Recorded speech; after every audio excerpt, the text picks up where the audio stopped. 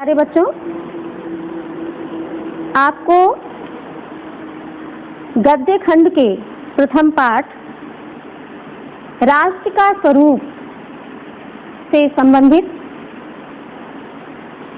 दो बिंदुओं पर चर्चा की जा चुकी है, बताया जा चुका है। इसके पूर्व की कक्षा में आपको राष्ट्र के निर्माण के 3 सहायक तत्वों में से भूमि एवं जन के संबंध में बताया गया। राष्ट्र के निर्माण में तीसरा महत्वपूर्ण है संस्कृति। संस्कृति अर्थात रीति रिवाज और परंपरा। तो आज हम लोग संस्कृति के संबंध में पढ़ेंगे। पढ़कर ये जानेंगे कि अग्रवाल जी ने संस्कृति के संबंध में किस प्रकार से अपने विचारों को व्यक्त किया है। राष्ट्र का तीसरा अंग जन की संस्कृति है। मनुष्यों ने युगों युगों में जिस सभ्यता का निर्माण किया है वही उसके जीवन की श्वास प्रश्वास है। बिना संस्कृति के जन की कल्पना का बंध मात्र है। संस्कृति ही जन का मस्तिष्क है। आगे अपनी बात को स्पष्ट करते हुए संस्कृति के संबंध में लेखक ने कहा है कि राष्ट्र का जो तीसरा महत्वपूर्ण अंग है उसका नाम है संस्कृति।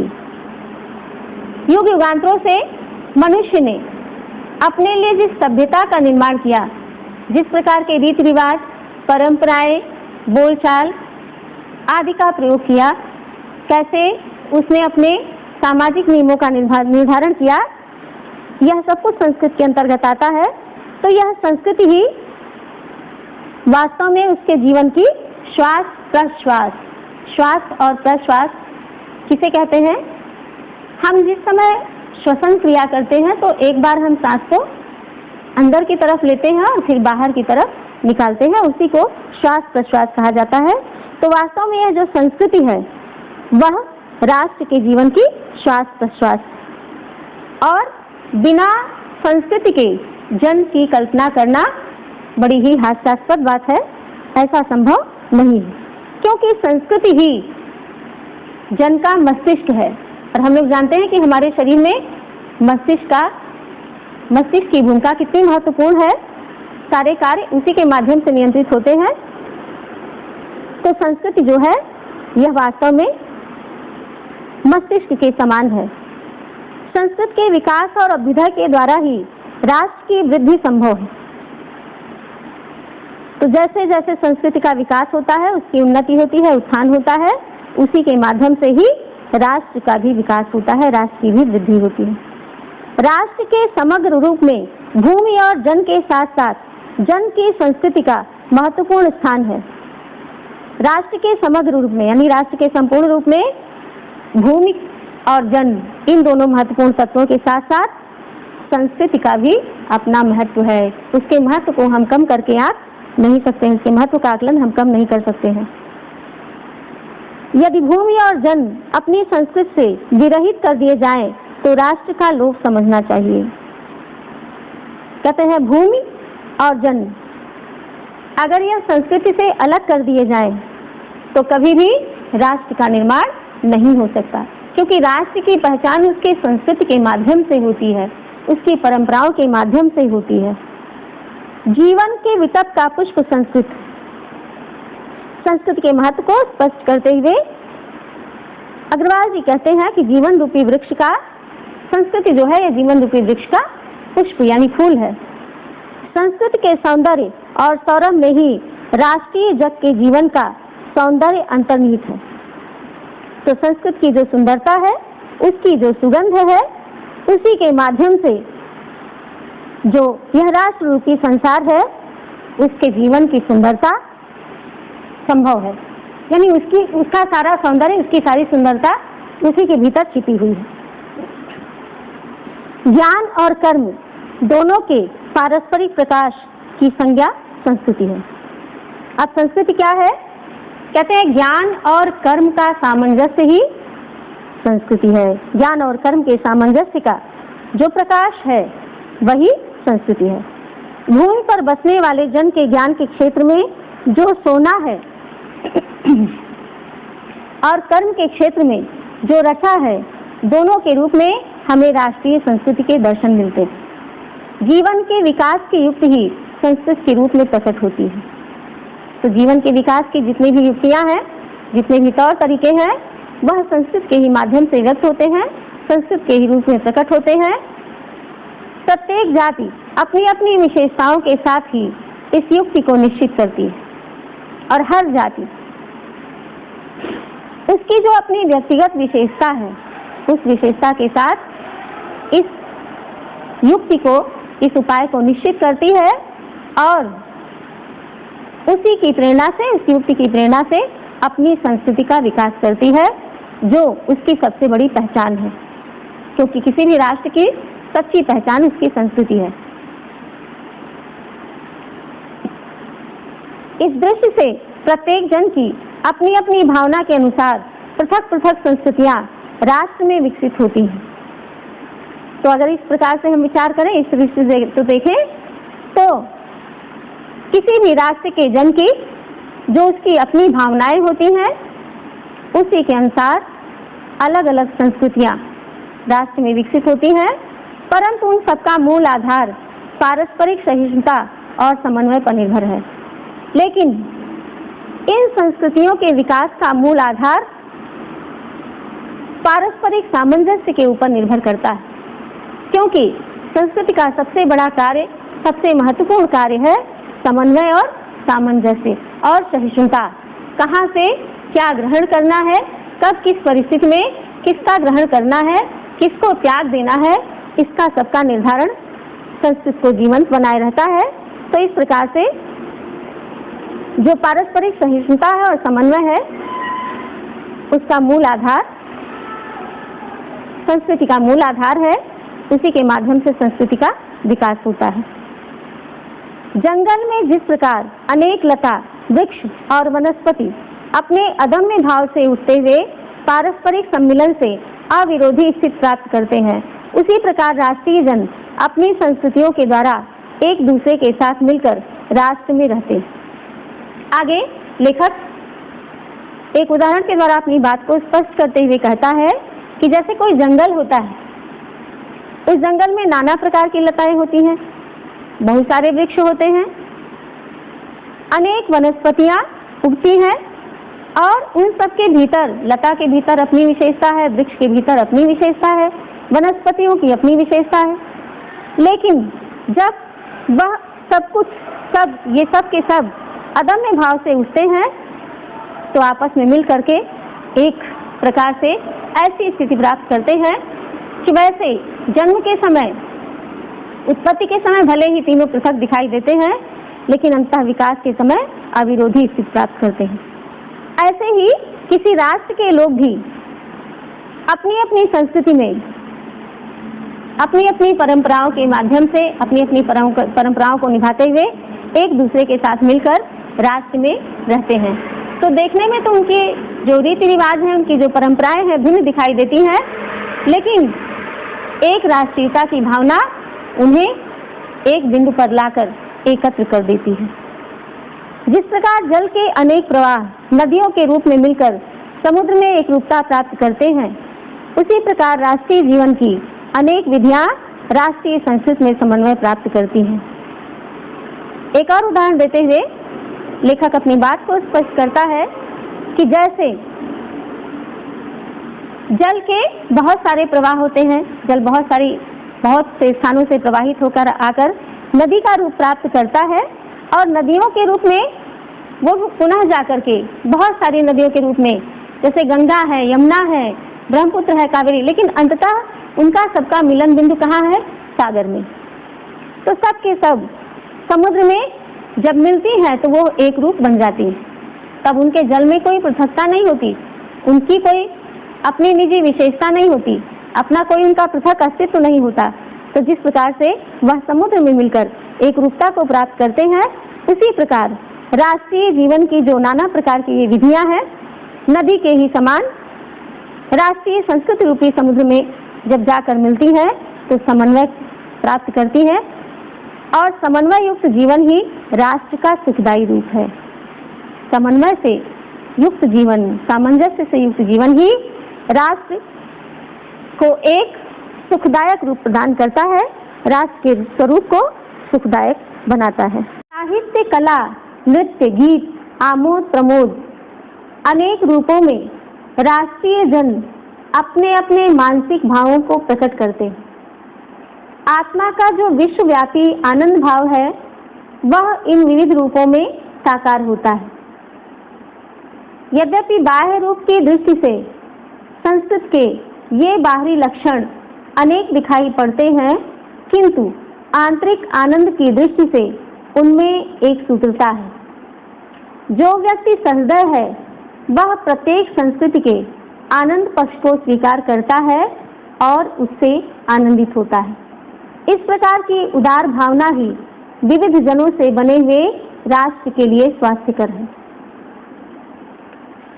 आगे के अवतरण में अग्रवाल जी संस्कृति के संबंध में अपनी विचारधारा को स्पष्ट करते हुए कहते हैं कि वास्तव में संस्कृति के जितने भी स्वरूप हैं, चाहे वह साहित्य हो या कला हो, गीत हो, नृत्य हो या मनोरंजन के आमोद प्रमोद के अन्य कोई रूप हो, इन सभी के माध्यम से किसी भी राष्ट्र के निवासियों की जो मानसिक स्थिति होती है वह व्यक्त होती है। अर्थात ये सभी उस राष्ट्रीय जन के मानसिक भावों को स्पष्ट करते हैं, प्रकट करते हैं। आत्मा का जो विश्वव्यापी आनंद भाव है वह इन विविध रूपों में साकार होता है, क्योंकि हमारी आत्मा सदैव पूरे विश्व के लोगों को अपना मानती है। मानव मात्र की स्वाभाविक प्रवृत्ति है कि वह संवेदनशील होता है। इसलिए प्रत्येक मानव की देश और काल की सीमा से परे जाकर प्रत्येक मानव का सुख दुख उसको प्रभावित करता है। तो जो विश्वव्यापी आनंद का भाव है वह आत्मा के भीतर है, और आत्मा के भीतर जो यह विश्वव्यापी आनंद का भाव है वह इन्हीं रूपों के माध्यम से साकार भी होता है और व्यक्त भी होता है। तो बाहरी दृष्टि से अगर हम देखें, बाह्य दृष्टि से देखें तो संस्कृति के बाहरी लक्षण अनेक रूपों में दिखाई पड़ते हैं, किंतु अगर हम उसके अंदर जाएं, उसकी छानबीन करें, तो हम इस बात को महसूस करेंगे कि उनके भीतर आंतरिक आनंद की दृष्टि से एक जैसी एक रूपता है।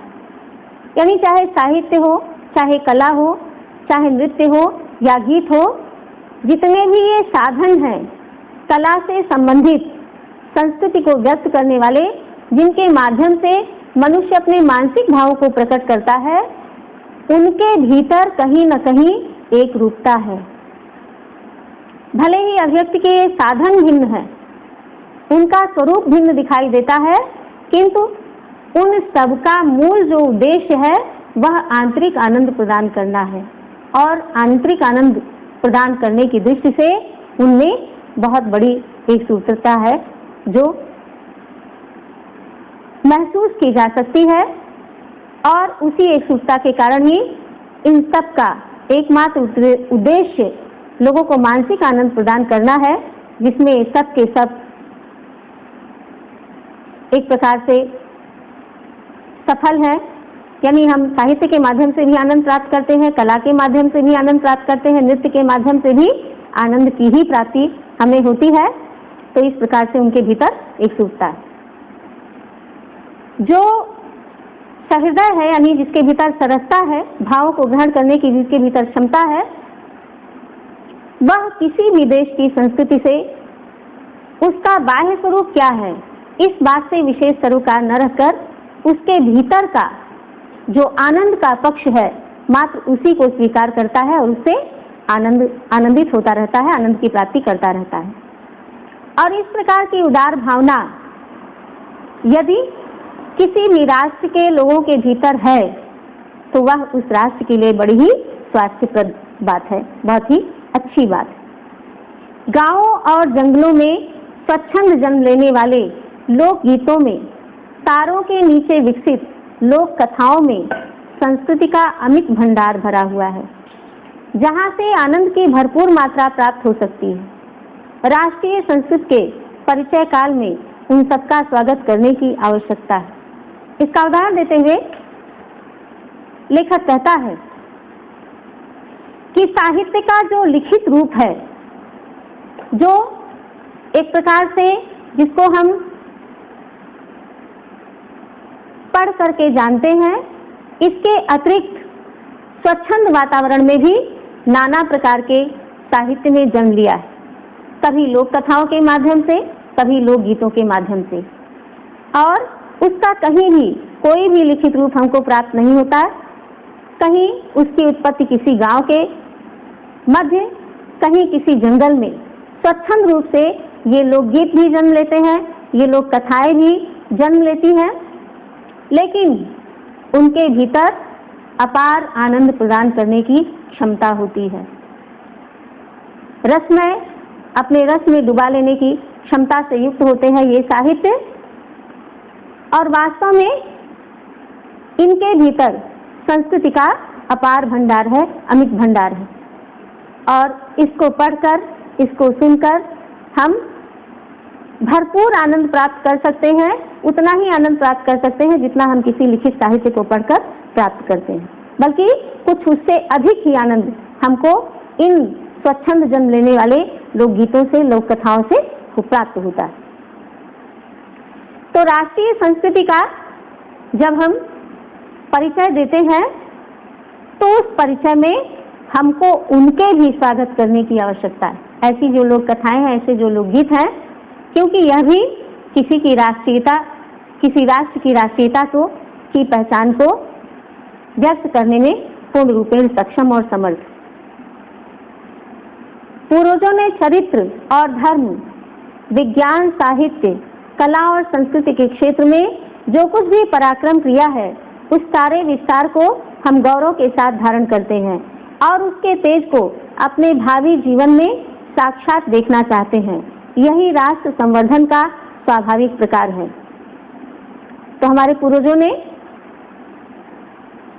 चरित्र और धर्म विज्ञान, यानी अपने आचरण से, अपने धर्म से, अपने विज्ञान से, साहित्य से, कला से, इन समस्त क्षेत्रों में, इन संपूर्ण क्षेत्रों में जो कुछ भी उन्होंने अर्जित किया, जो पराक्रम किया है, उसको हम सदैव बड़े ही गर्व के साथ धारण करते हैं, यानी बहुत गर्व के साथ बताते हैं कि यह हमारे देश का साहित्य। जैसे एक उदाहरण देकर मैं अपनी बात को स्पष्ट करना चाहती हूँ कि जैसे मान लीजिए साहित्य की चर्चा होती है तो हम बड़े गर्व के साथ ये कहते हैं कि भाई तुलसीदास हमारे देश के बहुत बड़े कवि थे।